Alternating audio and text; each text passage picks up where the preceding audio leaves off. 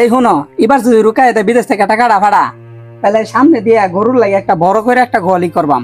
এই যে শুনো, তুমি গলি করো আর যেটাই করো, এবারে যদি তোমার ভাই বিদেশ থেকে বেতন পা, আমার গয়না গাড়ি কিনে দিবা। আর না কিন্তু বাইর থাকতাম না, বাইরের বাদ যাই আমগা। আরে তুমি রাগ করতেছো কে? তোমার তো গয়না গাড়ি কিনা দেমি, তোমার আগে কইছি না আমি 2 লাখ টাকা তোমার গয়না গাড়ি কিনা দেম। আর রুকায় তো বিদেশ আছে। গত মাসে একটা মেকআপ বক্স দিয়েছিলাম 5,000 টাকার, ওটা যদি এই মাসে না কিনে দেও তাহলে তোমার লগে একটা কাহিনী হয়ে যাবো আমার। আরে পাগলি গো, হুদায় হুদায় আমার লগে রাগ করো তুমি। আমার যা আছে সবই তো তোমার।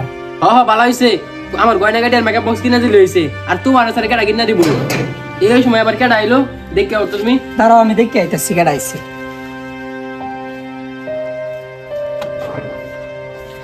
ভাইয়া সারপ্রাইজ কেমন দিলাম?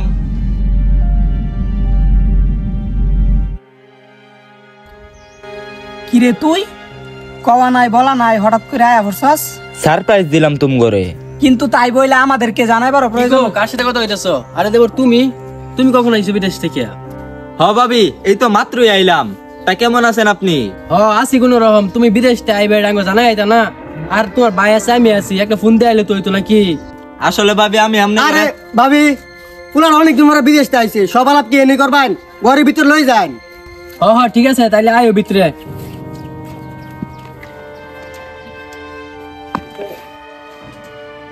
বাড়ি ঘর তো দেয়া আগের মতোই আছে।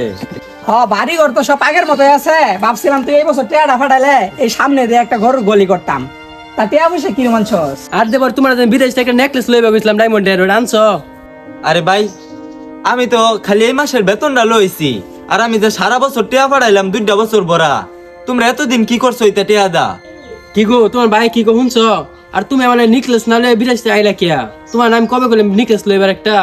আরে কি কস, আমি আরো ভাবতেছিলাম এই বছর তুই টেয়াটা ফাটাইলে সামনে দিয়ে গলিটা করে আলতাম। আরে কি কইতাছো তোমরা? আমি তো যা কামাইছি 2টা বছর সবই তুম করে দেয়া দিছি। আমার কাছে তো আমি একটাও ক্যাশ রাখি নাই। ভাবছি দেশ হয়ে তোমার টিয়া পয়সা লইয়া একটা ব্যবসা বাণিজ্য ধরবাম। আর তুমি এটা কি কইতেছো? তুই মাসে মাসে যে 50,000 টাকা পাঠাইছো ওইগুলো তো খেত কামারে লেগে গেছে। আর আরো মানছিতে আমরা হাওলাত করিয়া গরু ছাগল কিনছি। এখন মনে হচ্ছে তুমি বিদেশ চাইলে আরো কিছু টিহা আইবং করিনো। আইসস ভালো হয়েছে, 1-1.5 মাস ঘোরাফেরা কর, মন টন ভালো হইলে আবার যা। বাড়ির অবস্থাটা তো দেখতেছস, আর 1-2 বছর কষ্ট করিয়া। বন্ধু ভাই ঠিক হইছে, আইসিস যেহেতু 1-1.5 মাস ঘোরাফেরা কর, মন টন ভালো হইলে পর আবার তুই যাবি গিয়া। ভাবছিলাম প্রবাসে আর থাকতাম না, প্রবাস জীবন অনেক কষ্টের, আর ভাল লাগে না।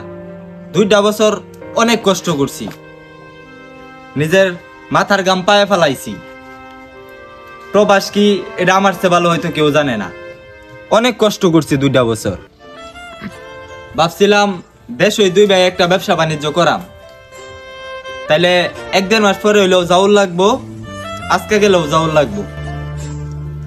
আমি যেমনি আইছি আজকে আবার টিকিট কেটে যায় আমরা, আর 1-1.5 মাসের লাগে আর থাউল লাগতো না। যখন একবারে আয়ার পেয়াম নিজের ক্যাশ হইব তখনই আবার দেশের মাটিতে ফাড়া দেব। যাই আমি দে বন্ধু। আরে কি কইতেছস? তুই মাত্র আইসস, এমন যাবে গা? এটা কি ঢাকা? এটা বিদেশ। আরে তুমি এরকম জোর করতেছো কে? ও যাইতেছে জাগা। আর তুমি কি কি আনছো দিয়া যাও ঘরে।